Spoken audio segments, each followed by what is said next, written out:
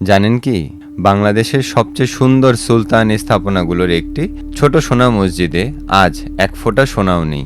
তাহলে এর নাম সোনা মসজিদ হলো কেন? চাঁপাইনবাবগঞ্জ জেলার গৌরনগরের কাছে অবস্থিত ছোট সোনা মসজিদ নির্মিত হয় 1500 শতকের শেষ দিকে।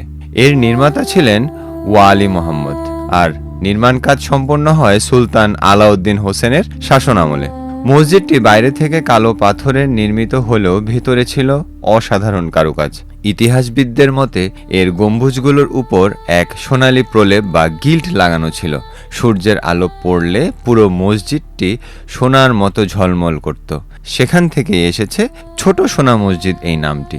মসজিদটিতে রয়েছে 15টি গম্বুজ, অসংখ্য খোদাই করা পাথরের অলঙ্করণ এবং অপূর্ব নকশা।